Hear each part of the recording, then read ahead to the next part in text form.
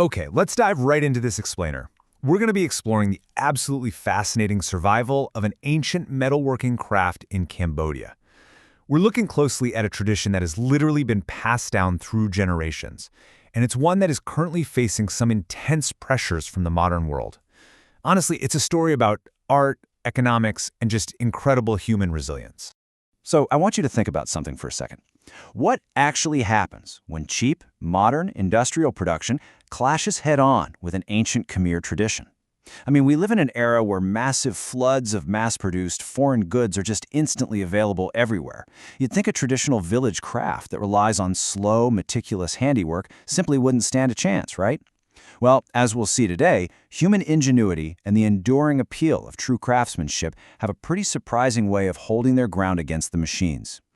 Let's start with Part 1, the Prek Kdam craft village. To see this firsthand, we're heading over to Village 1 in the Ko-Chen commune, down in Kandal province. This place is a living, breathing testament to the survival of the traditional silversmithing trade.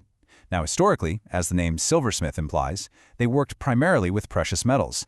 But, market shifts are powerful. Day-to-day demand has completely forced them to pivot. Today, they work almost entirely with copper and brass because, frankly, that's what sells. They haven't totally forgotten their roots, though. Silver is still used, but it's pretty much exclusively reserved for special tourist orders. Moving on to Part 2, raw materials and the production process. Now this is where the story shifts from just basic economics to brilliant hands-on survival. Talk about humble origins. Since they had to adapt to copper and brass, they obviously needed a reliable, cheap source for those metals. Their solution? The junkyard. They rely heavily on recycled, discarded materials. We are talking about literal bullet shells and rolls of scrap electrical wire. It's amazing.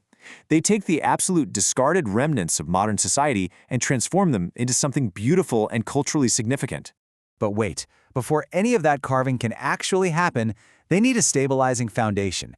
And they use this completely natural, traditional mixture to create a firm resin base. It's a mix of chong resin, which comes from trees, along with fish fat and clay. Just imagine the sensory experience of that for a second. The earthy smell of the clay, the sticky, organic texture of the fat and resin binding together. This isn't just tradition for tradition's sake either. This specific hardening compound is absolutely crucial. It's the exact physical base they need to hold the metal securely in place while they do all that intense, intricate hand carving. Okay, let's walk through how this actually works step by step. Step 1. Those scrap wires and bullet shells are melted down and flattened into thin sheets using a machine. Step 2. Those flat sheets are distributed out to the various hired artisans working in the village. Step 3 is setting that metal onto the organic resin base we just talked about. And finally, Step 4. This is where the magic happens. The artisans use specialized tools to meticulously hand engrave and chisel the metal, slowly forming it into these gorgeous bracelets, ornate spoons, and intricate bowls. Which brings us to Part 3, hand carving versus molded art. There is just a night and day difference here. When you look at the authentic, handcrafted Khmer art, it's so lively. Because every single piece is individually hammered and chiseled by human hands, the embossing is high, meaning the metal is raised up prominently. It gives it this striking three-dimensional texture. But then compare that to the foreign, molded imports. They're just stamped out in mass quantities on an assembly line. The flat, the kind of dull, and they completely lack that dynamic, raised life that you only get with handcrafting. And it's not just the texture, It's the story they're carving into the metal. These artisans are meticulously engraving highly specific, culturally rich Khmer motifs. They aren't just making generic pretty patterns. They're chiseling out the grand silhouettes of Angkor temples, the elegant forms of apsaras, traditional tukaf flowers, side leaves, majestic elephants, and even the 12 zodiac animals. Every single strike of that hammer is a deliberate act of cultural expression. Now let's shift gears to Part 4, the market and Khmer identity. Because art doesn't just exist in a vacuum, right? The survival of this craft is caught up in a really complicated web of market demand and cultural identity. The trade-off here is actually pretty simple.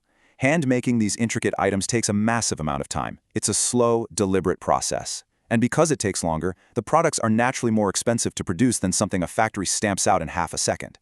But, as we've already seen, the aesthetic value, it's vastly superior, no contest. You're paying for incredible, lively art. But how the market responds to that price difference is, well, it's pretty unusual.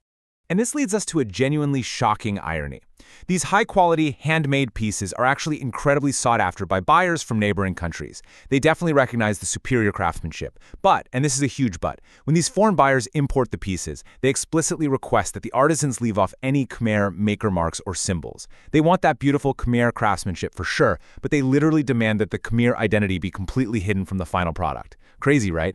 So we end up with this sort of double tragedy in the market. On one hand, foreign markets are buying up authentic Khmer art, while intentionally erasing where it came from. And on the other hand, local Cambodians who are just dealing with everyday economic pressures often opt to buy the cheap, flat, molded foreign imports instead. The very people whose culture is being carved into that brass are buying imported alternatives simply because they're cheaper. So as we wrap up this explainer, I really want to leave you with something to chew on. When we see the sheer resourcefulness, the rich sensory tradition, and the unmatched beauty of the Prek Kdam silversmiths, we have to ask ourselves, what is the true cost of choosing cheap imports over supporting our local artisans? It's not just a matter of saving a few bucks. It's a question of whether we're okay with letting authentic, lively cultural identity just get flattened, erased, or replaced by a dull mold. I really hope this deep dive gave you a totally new perspective on what traditional craftsmanship is actually worth.